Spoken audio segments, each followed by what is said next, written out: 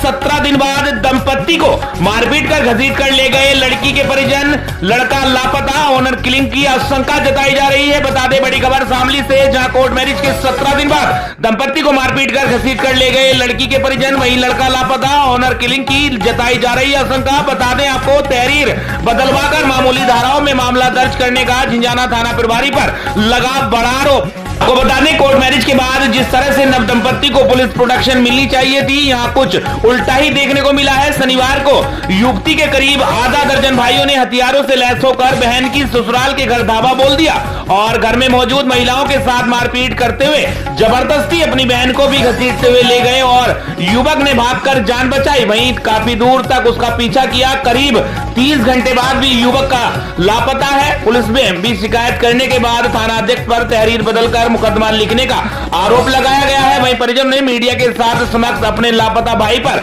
Honour killing की आशंका व्यक्त की है। बता दें, पूरा मामला थाना झिंझाना क्षेत्र के गांव गवेड़ी बुजुर्ग निवासी करीब 25 वर्षीय राजेंद्र पुत्र कालेक राम कोरी ने निकटवर्ती गांव लक्ष्मणपुरा निवासी करीब 20 वर्षीय आशा से 11 जून 2025 को 30 हजारी कोर्ट के पास आर्य समाज मंदिर में रजिस्टर्ड शादी की थी और अपने गांव दबेड़ी बुजुर्ग में आकर रहने लगे थे। जब लड़की के मायके वालों को पता चला तो शनिवार 28 जून में दोपहर करीब 2:30 बजे करीब आधा दर्जन भाइयों ने दबेड़ी बुजुर्ग गांव में अपनी बहन की ससुराल पहुंचकर धावा बोल दिया। उस समय घर में उनकी बहन आशा और उनकी जेठानी गीता तथा और एक पड़ोसन मौजूद थी। राजेंद्र के भाई सत्येंद्र ने मीडिया को बताया कि घटना की रिपोर्ट शनिवार की शाम थाने पहुंचकर थाना प्रभारी को दे दी गई थी। प्रभारी पर आरोप है कि उन्होंने मामूली धाराओं में रिपोर्ट को बदलकर मुकदमा दर्ज कर लिया, जिसमें भाई को डरकर भागना बताया है, जिसको लेकर ग्रामीणों में रोष है। घर के परिजन और पड़ोसियों ने बताया कि हथियारों के बल पर आशा को जबरदस्ती घसीट कर ले जाया गया है और राजेंद्र का अपहरण किया गया है। राजेंद्र को लापता हुए 30 घंटे हो चुके हैं, मगर उसका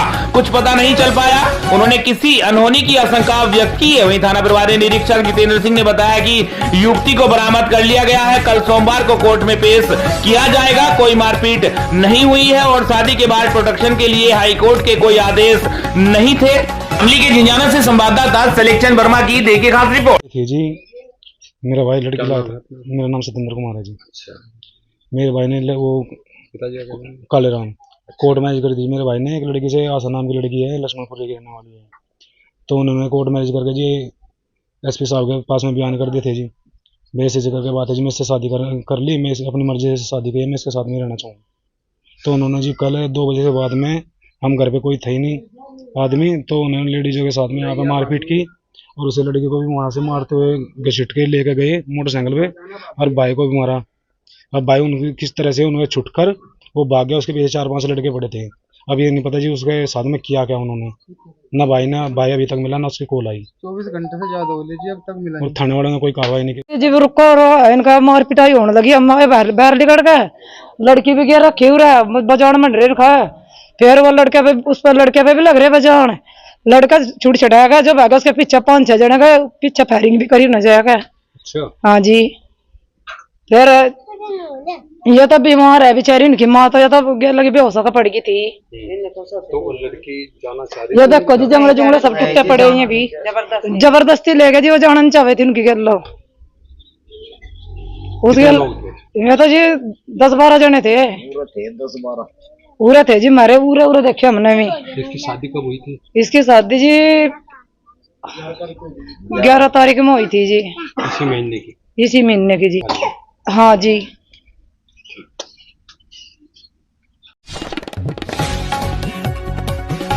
बता दें बड़ी खबर उत्तर प्रदेश के जनपद शामली से, जहां विद्युत विभाग के संविदा कर्मी एसएसओ को ठेकेदार ने लगा दिया लाखों का चूना। ठगी का शिकार हुआ एसएसओ ठोकरे खाने को मजबूर, नहीं हो रही कोई सुनवाई। बता दें आपको, ऊन बिजली घर में तैनात एसएसओ अपने ही विभाग के ठेकेदार की कूटनीति का शिकार हो गया, जिसमें लाखों रुपए की चपत लगाने का ठेकेदार पर आरोप है। इस संबंध में ऊन एवं थाना झिंझाना को शिकायत की गई है, मगर कोई फायदा नहीं हुआ। ऊन चौकी क्षेत्र के गाँव खेड़ा भाव निवासी कपिल ऊन बिजली घर में संविदा कर्मी SSO के रूप में कार्यरत है। कपिल का कहना है कि बिजली विभाग का एक कथित ठेकेदार अंकित पुत्र रामवीर निवासी गागौर कूटनीति से दिसंबर 2023 में विभाग में ही ठेकेदारी की पार्टनरशिप का लालच देकर पहले 2 लाख रुपए लगवा लिए और 2 लाख रुपए अलग से ब्याज पर उठा कर लिए।